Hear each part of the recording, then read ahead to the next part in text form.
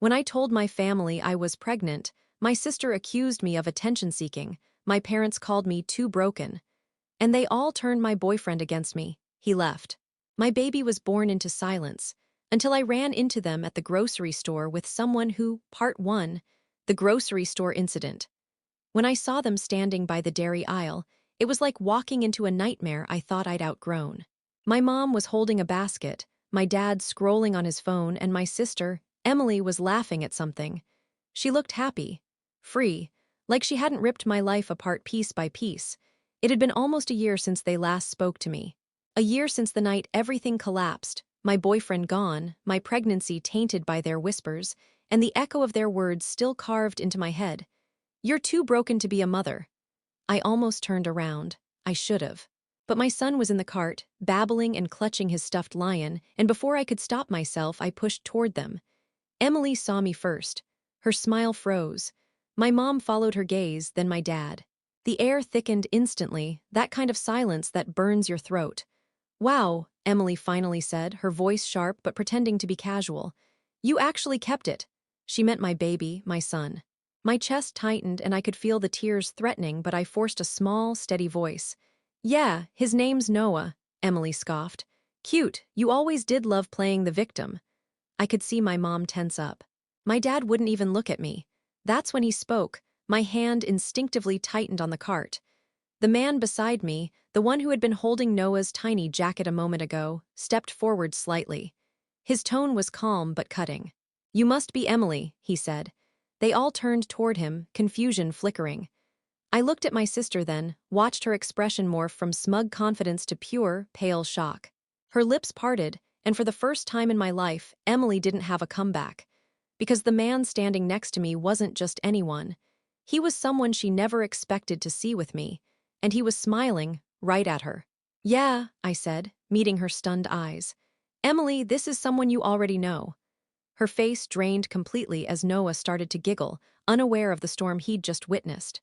Because the man beside me was the last person my sister would ever expect me to stand next to again. And the look on her face told me she already knew exactly who he was. It started simple. I was 28, living in a small apartment in Tacoma, Washington, working as a medical assistant. My boyfriend, Jason, was quiet, steady, and the first man who made me feel safe after a long stretch of bad relationships. When I found out I was pregnant, I was scared but happy. It felt like a new beginning after years of mess. When I told Jason, he hugged me and cried. We talked about baby names that night, made a list on a napkin. He said he'd tell his parents the next week. I told my family the next morning, thinking they'd be happy too. I was so wrong. We were all sitting at my parents' kitchen table. Me, Jason, my mom, dad, and Emily. I barely got the words out before Emily started laughing. "You, pregnant? Oh my God, this is insane. You're doing this for attention, right?" My mom frowned but didn't scold her. She looked at me like I'd announced I was running off to join a cult. "Honey," she said carefully, "maybe you should think about whether this is really what you want. You've been unstable." Unstable. That word hit harder than anything. They were talking about my depression, the one I'd been managing for years. The one they'd always used to make me feel small. Jason tried to defend me, said, "She's doing great." We're both excited. But then my dad chimed in, "You can't raise a kid when you can't even manage yourself." Emily just smirked. "Poor kid, probably gonna grow up with mommy issues before he's even born." I remember standing up, shaking, saying, "You don't get to talk to me like that." Emily's face lit up like she'd won something. 2 weeks later, they staged what they called an intervention. They told me to come over because my mom wasn't feeling well. When I walked in, Jason was already there, looking confused. My family sat me down and told him I was having delusions, that I refused help, and that I had violent mood swings. They called me dangerous. I kept saying, "What the hell are you talking about?" But Jason just stared at me like he didn't know who I was. I could see him breaking in real time. That night he left. He texted, "I think your family's right, you need help." I didn't hear from him again. A month later, I found out through a friend that Emily had been messaging him for months.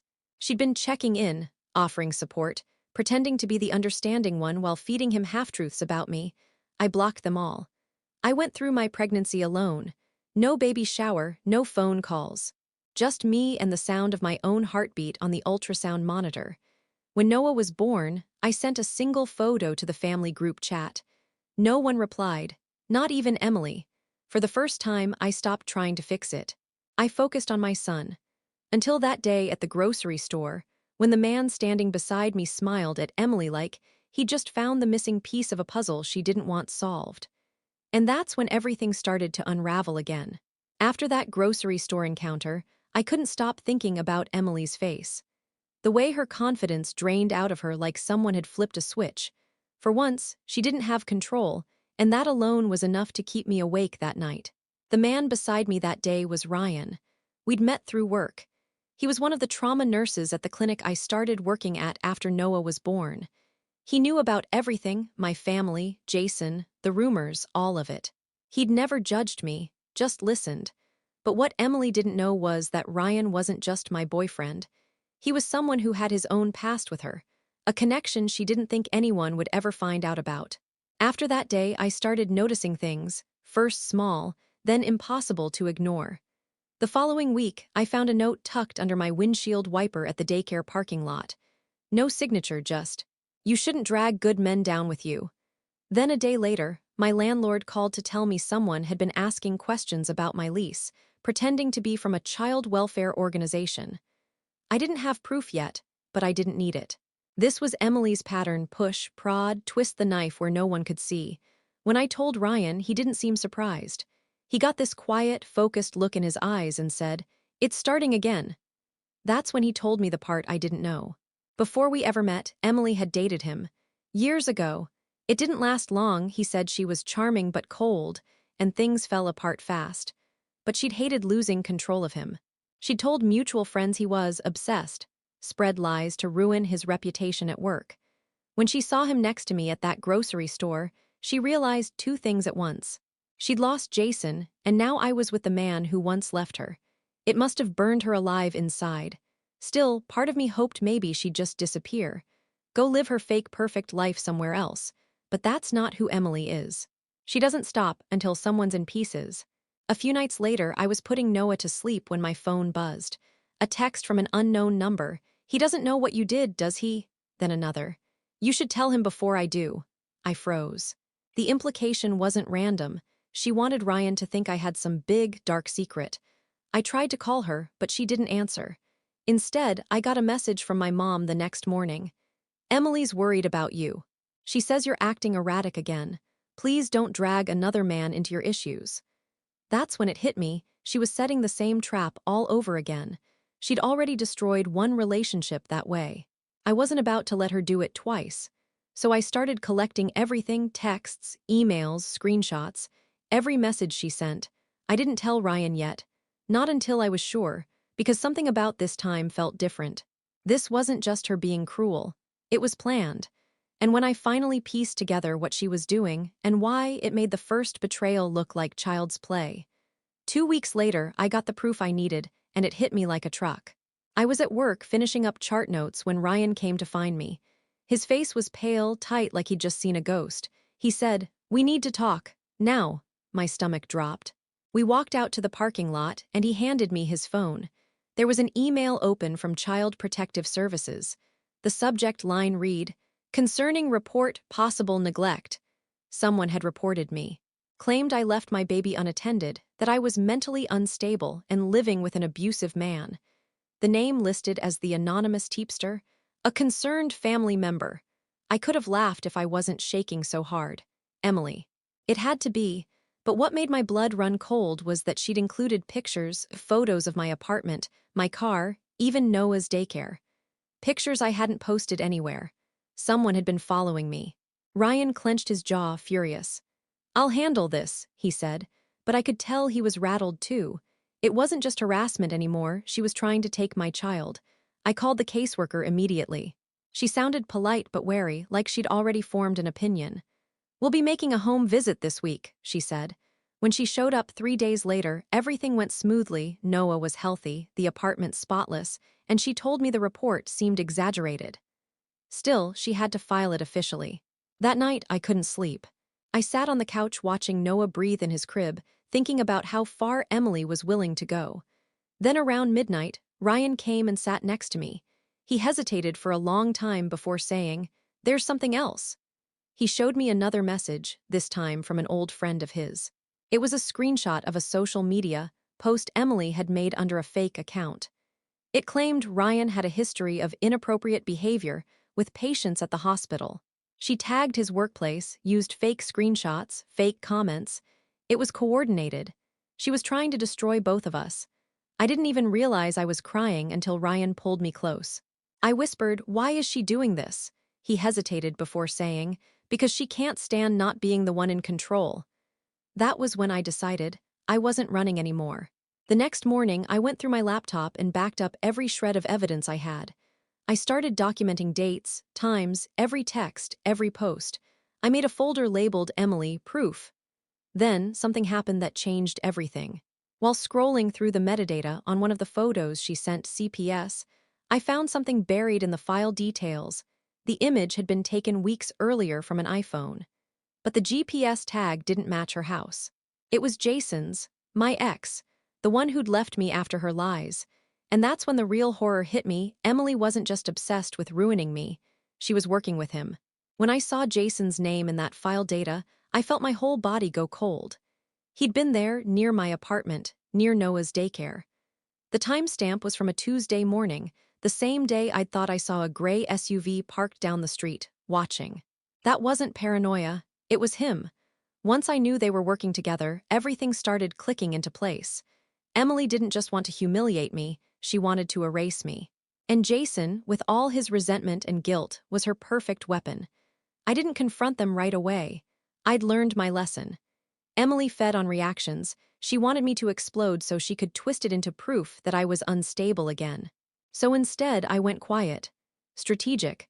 Ryan helped me set things up. We started documenting everything in a shared drive, all the texts, posts, even the fake CPS report. He said, "If they're going to play dirty, we'll make sure there's a record of every single lie." I filed a report at the police station for stalking and harassment. The officer looked sympathetic but doubtful, saying, "It's hard to prove intent unless you catch them in the act." That gave me an idea. I installed a small outdoor camera by my apartment door and another near Noah's daycare drop-off zone. I also left an old phone on silent near the window, recording. If they were following me, they'd slip up eventually. For 2 weeks, nothing happened, just silence. Then, one night around 11 p.m., my door camera caught movement, someone crouched by my front step, slipping an envelope under the mat. The image wasn't perfectly clear, but the shape of the person was unmistakable. It was Emily.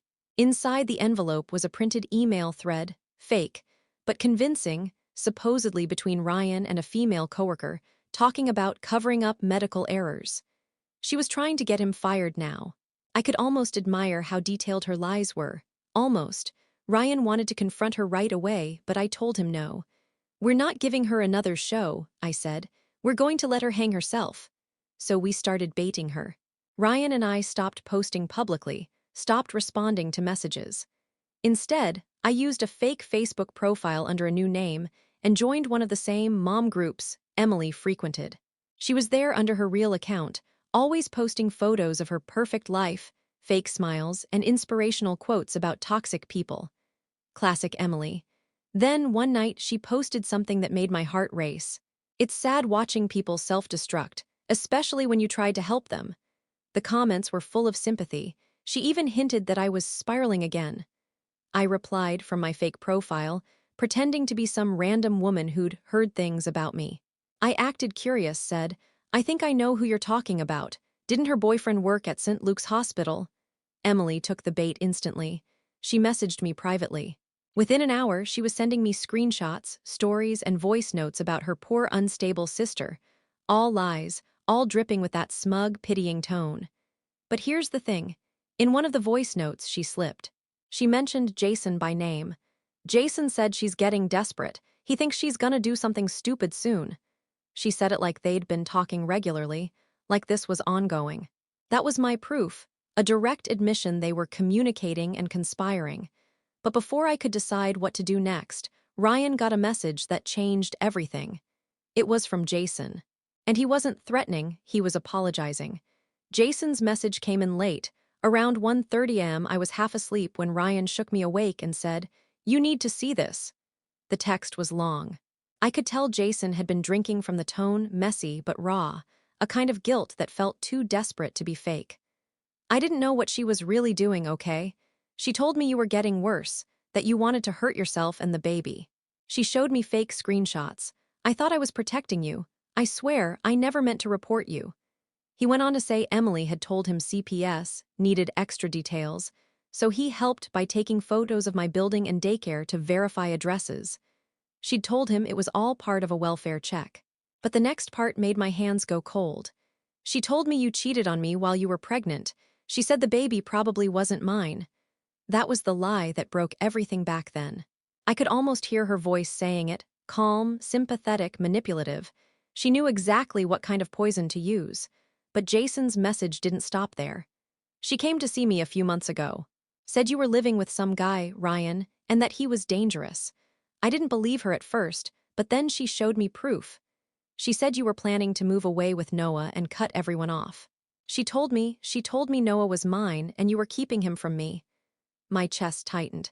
My vision actually blurred. He ended the message with, "I don't know what to believe anymore. I just know she's lying about something big. Please, can we talk?" Ryan sat back, silent, his jaw locked. He said, "She told him Noah was his." I nodded. I couldn't even speak. That was Emily's endgame, not just to destroy me, but to rewrite my entire life.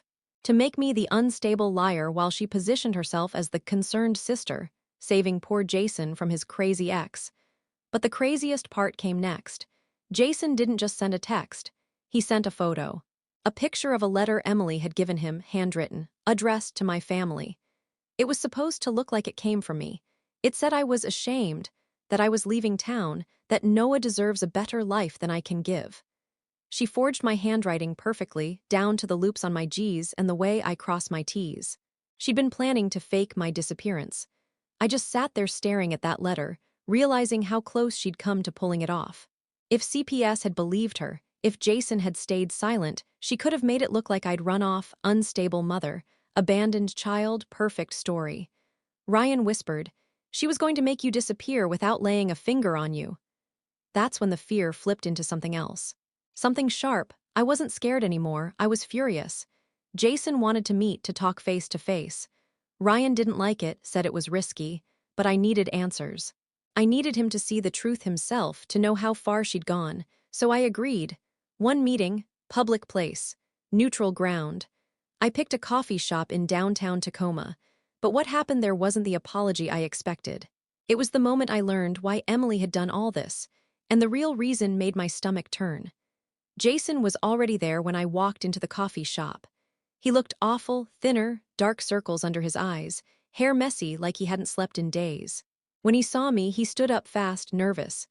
"Thank you for coming," he said, voice cracking a little. I sat down, arms crossed, pulse thudding in my ears. "You said you had something to tell me."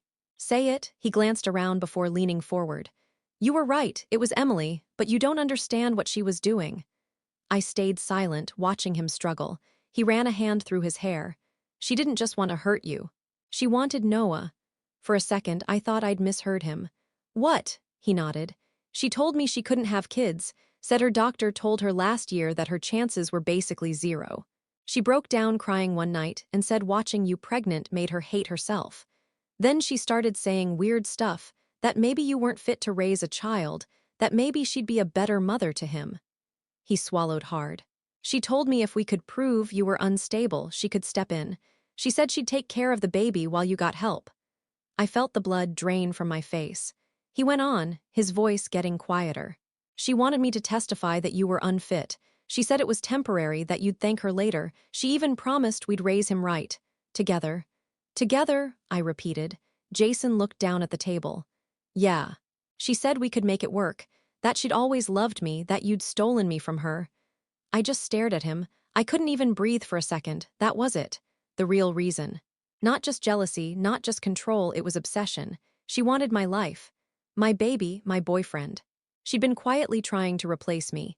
Jason kept talking, his words blurring together, how she'd manipulated him, how she'd planned to send the fake letter to my parents to prove I was unstable, how she'd told him she'd handle everything.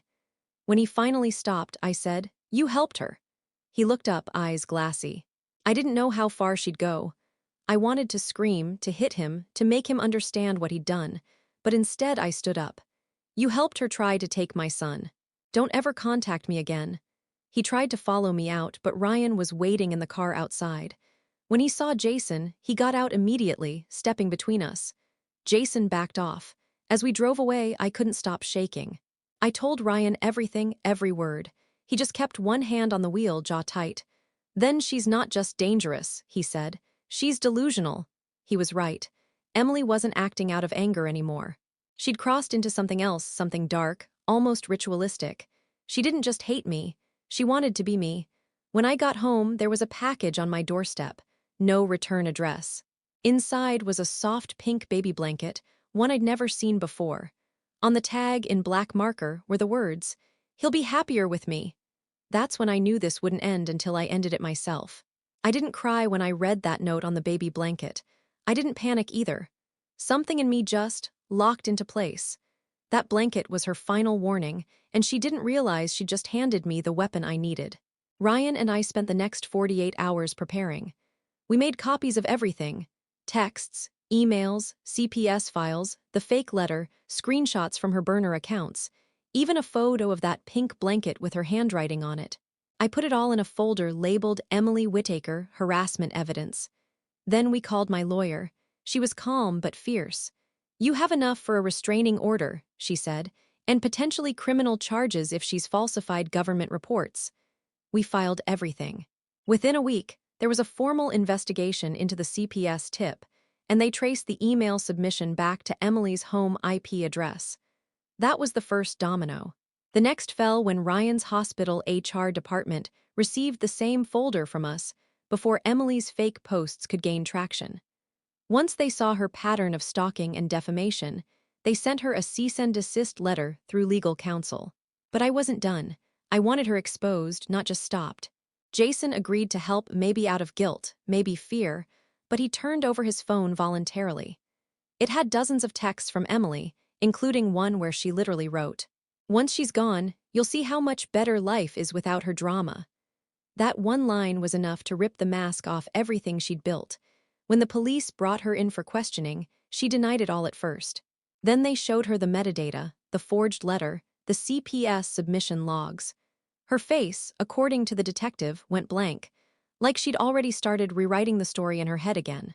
She tried to play the victim, said she was just worried about me.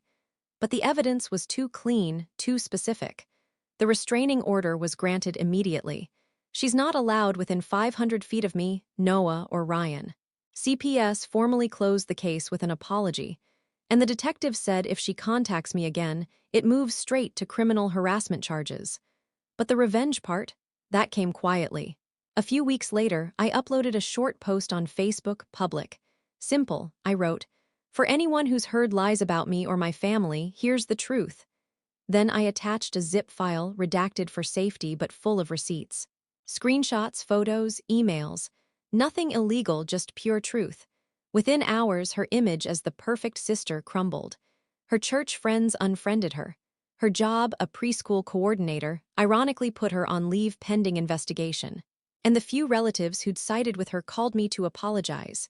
Emily tried reaching out once more through a burner email. All it said was, "You didn't have to ruin me." I stared at it for a long time before replying with one line. "You did that yourself." Now it's been 6 months. Noah just turned 1.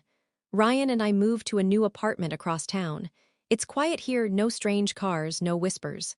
Sometimes, when I'm pushing Noah's stroller through the park, I still feel that ache in my chest, grief for the family I lost, for the sister I thought I had. But then he laughs, and the sound wipes the air clean again. My sister wanted my life. She wanted my child. She wanted to play God with other people's happiness. And in the end, all she got was silence. Because the thing about taking everything from someone like me, you teach them they have nothing left to lose. And that's exactly when they start fighting back.